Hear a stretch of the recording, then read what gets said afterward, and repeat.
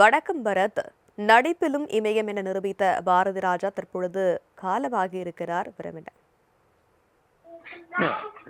மிகப்பெரிய ஒரு heavy loss for Tamil cinema அப்படின்னு தான் சொல்லணும். ஏன்னா ஒரு பாரதி ராஜா, பாலச்சந்தர் அப்படின்ற அந்த ஒரு சமகால இயக்குனர்கள் இன்னைக்கு இல்லை அப்படின்றது மிகப்பெரிய அதிர்ச்சி. குறிப்பா சொல்லணும்னா 70கள்ல தமிழ் சினிமா எப்படி இருந்துச்சு அப்படின்னா ஒரு நாடக பாவனையில இருந்துச்சு தமிழ் சினிமா. ஒரு செட்டுக்குள்ள படம் எடுப்பாங்க, ஸ்டூடியோக்குள்ள போனா மொத்தமா படம் முடிச்சுட்டு வரலாம் அப்படின்னு ஒரு டிராமாட்டிக்காவும் ஒரு ஸ்டேஜ் டிராமாவை ஒட்டியும் தமிழ் சினிமா இருந்த காலகட்டங்கள்ல அதை உடைக்க உள்ள வராரு பாரதி ராஜா. எங்கிருந்து ஒரு இளைஞன் தேனியிலிருந்து மிகப்பெரிய கனவோடு எந்த ஒரு பின்புலமும் இல்லாம தமிழ்நாட்டுக்குள்ள வராரு. கோடம்பாக்கத்துல கால் பதிக்கிறாரு. நேர அவர் எடுத்துட்டு போறது எங்க தமிழ் சினிமாவானா மண்மணக்கும் கிராமங்கள்ல தாங்க இருக்கு. வாங்க நம்ம படம் பண்ணுவோம். அங்க ஒரு யதார்த்த வாழ்க்கை, இன்னசென்ட் லைஃப், வேறு ஒரு களத்தை நம்ம பிஸ்கிரீன்ல காட்டணும்னு உடைச்சு தமிழ் சினிமால ஒரு மிகப்பெரிய புரட்சி ஒண்ணு பண்ணது அப்படின்னா அதுதான் பாரதி ராஜா. அங்கதான் தமிழ் சினிமா வேற ஒரு கிராஃப நோக்கி போகுதுன்னு சொல்லணும். குறிப்பா 16 வயது நிலை படம் பேசிய விஷயங்கள் என்ன, எங்கிருந்து எங்க போச்சு அப்படின்றது தமிழ் சினிமாவை வேறொரு தளத்துக்கு எடுத்து போன அந்த மிகப்பெரிய பெருமை அப்படின்றதுதான் நம்ம அதுக்காக தான் அவர் நம்ம ரொம்ப கிரெடிட் பண்றோம்.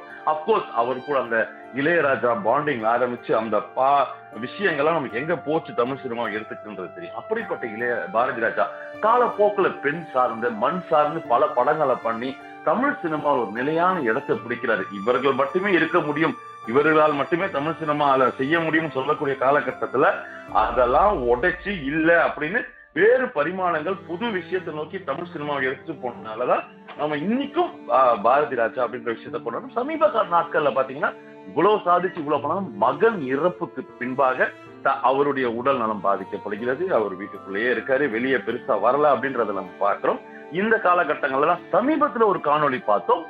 ராதிகா அவர்கள் போய் தாய்க்கேள்வி படம் பார்த்தீங்க, உனக்கு நேஷனல் அவார்டு நிச்சயமா கிடைக்கும் அப்படின்னு தடுமாற்ற பொருளோட அவர் சொல்லக்கூடிய அந்த கடைசி விஷுவல தான் நம்ம அவரோட இதுல இருந்து பார்த்தோம். இப்படிப்பட்ட பாரதி ராஜா என்னென்ன படங்கள், அதாவது அவர் அறிமுகப்படுத்திய நடிகைகள்ல அப்படின்ற சீரியஸ் அவருக்கு ஒரு சென்டிமெண்ட், ராதா, ராதிகா, ரஞ்சனி இப்படின்னு அவர் கொண்டு வந்த நடிகைகள் எல்லாருமே பிரம்மாண்டத்தின் உச்சக்கட்டம் இன்னைக்கு போய் சாதிச்சிருக்காங்க. அதை தாண்டி அவர் புரட்டி போட்ட விஷயங்கள் தமிழ் சினிமால இதெல்லாம் சொல்ல முடியுமா அப்படின்னு நினைச்ச இப்ப காதல் கிழக்கே போகும் ரயில் படத்தை வச்சுக்கோங்க, காதல் ஓவியம் எடுத்துக்கோங்க. அந்த காதல் ஓவியத்துல ஒரு தமிழ் சினிமாவில் பார்க்கப்பட்ட அந்த ஒரு ஜாதிய கட்டமைப்பை உடக்கக்கூடிய ஒரு பிரம்மாண்ட விஷயத்த பல விஷயங்களையும் அவர் சொல்றாரு. இந்த மாதிரி முதல் மரியாதை எடுத்துக்கணும். சிவாஜி அவர்களுக்கு நேஷனல் அவார்டு எடுத்து கொடுத்த படம். நீங்க இவ்வளவு நடிச்சு அவர் நடிப்பின் உச்சம்னு சொன்னவரை இவ்வளவு நடிச்சா போறோம், இதுக்குள்ள இதை பண்ணுங்கன்னு சொல்லக்கூடிய அந்த பாரதி ராஜா இப்படி பல பரிமாணங்கள். ரஜினிகாந்தோட படம் பண்ணிருக்காரு, கமலஹாசனோட படம் பண்ணிருக்காரு.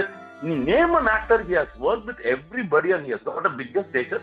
பத்மஸ்ரீ விருது வழங்கியிருக்காங்கன்றதை நம்ம பார்க்கலாம். நந்தி விருதுகள் வாங்கியிருக்காங்க, எத்தனையோ பிலிம் ஃபேர் விருதுகள்னு தமிழ் சினிமாவுக்கு அவர் செய்யாத விஷயங்களே அந்த கனத்த கட்டை குரல் என் இனிய தமிழ் மக்களே அப்படின்னு சொல்லும் பொழுது தியேட்டர் ஸ்கிரீன்ல விசில் பறந்துச்சு ஒரு ஹீரோக்கு ஈக்குவலண்டா அப்படின்னா அது பாரதி ராஜாக்கு மட்டும்தான் அந்த ஸ்கிரீன்ல அது நடந்துச்சு ஒரு இயக்குனரா அப்படின்றத பாக்குறோம். நடிப்புலயும் அவருடைய பரிமாணங்கள், குறிப்பா பாண்டிய நாடு படத்துல வேற லெவல்ல அவர் தொடுவாரு. தனுஷோட நடிச்ச படமும் ஆகட்டும், திருச்சிற்றம்பலத்திலையும் அவர் அற்புதமான நடிப்பு கொடுக்கிறாரு. யங் ஜெனரேஷனோட வரைக்கும் தன்னை பைண்ட் பண்ணிக்கிறாரு. நீங்க பாத்தீங்கன்னா அவர் எந்த காலகட்டம் 70கள்ல தொடங்கி 2025 அப்படின்ற கிட்டத்தட்ட ஒரு 50 வருட journey, extraordinary journey in terms of film making, in terms of production, in terms of film making, in terms of production, in terms of acting, எல்லா துறையிலும். இன்னொன்னு அவருடைய அசிஸ்டன்ட் திரைத்துறைக்கு இயக்குனராக அவர் செய்த சாதனைகள் அப்படின்னு பாத்தீங்கன்னா பாரதி ராஜா கிட்ட இருந்து வந்த அந்த பாசறையில இருந்து வந்த இயக்குனர்கள் பட்டியல் பெருசு. அதுல குறிப்பிட்டு சொல்லணும்னா பாக்கியராஜ் மறந்துடக்கூடாது. தமிழ் சினிமாவின் ஸ்கிரிப்ட் ரைட்டிங்ல பிதாமகன் சொல்லக்கூடிய பாக்கியராஜ தந்தது இதே பாரதி ராஜா அப்படின்றதையும் நம்ம பாக்குறோம். அது மருவி இதுக்குள்ள வந்திருக்காரு. சோ அவர்கிட்ட இருந்து வந்த அந்த விஷயங்கள் பலது பண்ணிருக்காரு, பல கான்ட்ரிபியூஷன்ஸ் பண்ணிருக்காரு. தமிழ் சினிமாவை புரட்டி போட்டிருக்காரு, கிராமரை மாத்திருக்காரு. எப்படி எங்க களத்தை கொண்டு போய் மாத்தி வச்சது. இப்படிப்பட்ட பாரதி ராஜாவின் இழப்பு நிச்சயமா வருத்தம் தரக்கூடிய மிகப்பெரிய இழப்பா இருக்கும். இன்னைக்கு நம்ம பார்க்க போறோம் அவருக்கான அந்த ட்ரிபியூட்டர். தமிழ் தயாரிப்பாளர் சங்கமாகட்டும், இயக்குனர் சங்கமாகட்டும், நடிகர் சங்கமாகட்டும், எல்லாரும் அபரிமிதமான அன்பை இன்னைக்கு வெளிக்கொண்டு வந்து அவர்கிட்ட காட்ட போறாங்கன்றது நமக்கு நிச்சயமா தெரிய போகுது. அவர் மறைந்தாலும் அவர் செய்த அந்த விஷயங்கள், தமிழ் சினிமாவுக்கு அவர் செய்த கான்ட்ரிபியூஷன் நிச்சயமா மறைய போவதில்லை. அவரால் உருவாக்கப்பட்ட ஒவ்வொரு நடிகர், ஒவ்வொரு இயக்குனர், ஒவ்வொரு இசையமைப்பாளரோட ஒர்க் பண்ண அவரு இளையராஜா நம்ம பேசிட்டு இருந்தோம். இளையராஜா மட்டுமல்ல, அதையும் தாண்டி இன்னைக்கு ஆஸ்கர் வின் பண்ண கீரவாணியோட ஒர்க் பண்ணிருக்காரு.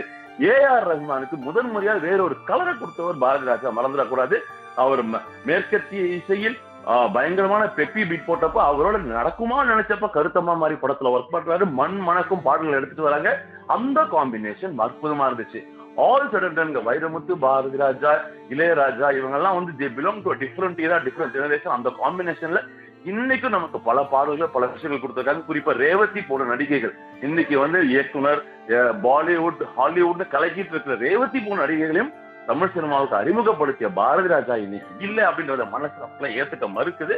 பட் அவர் படங்கள் மூலமாக, அவர் இயக்கிய அந்த விஷயங்கள் மூலமாக கிட்டத்தட்ட 40க்கும் மேற்பட்ட படங்களை இயக்கிய நம்ம பார்த்திருக்கோம். இறுதியா மோகனோட தொடரும் அப்படின்ற படத்துல தான் அவர் நம்ம கடைசியா பார்த்திருக்கோம். இப்படிப்பட்டவர் இன்னைக்கு நம்ம கூட இல்லை அப்படின்றது கொஞ்சம் வருத்தமாகத்தான் இருக்கிறது. பொறுத்திருந்து பார்க்கலாம் அவருடைய இதை எப்படி எடுத்துப்பாங்க. நிச்சயமா அவர் பேர்ல ஒரு அவார்டு இன்ஸ்டியூட் பண்ண வேண்டிய அவசியம் இருக்கு. தமிழ் திரையுலகத்துல தமிழக அரசுக்கு ஒரு கோரிக்கை வைப்பாங்க, இல்ல ஏதாவது ஒரு சாலை குறிப்பிட்ட இடங்களுக்கு அவர் பேரை வைத்து அவருடைய கான்ட்ரிபியூஷன் என்றென்றும் பேசக்கூடிய வகையில கொண்டு போவாங்கன்றத நம்ம நிச்சயமா நம்பலாம். But as of now Tamil சினிமால ஒரு பிதாமகர், ஒரு வழிகாட்டி, ஒரு பெரிய எக்ஸாம்பிள், ஒரு டவரா இருக்கக்கூடியவர் இறந்திருக்கு, தமிழ் சினிமா இழந்திருக்கு அப்படின்றது வருத்தம் தரக்கூடிய செய்தி தான். விவரங்களை வழங்கியதற்கு நன்றி பரத்.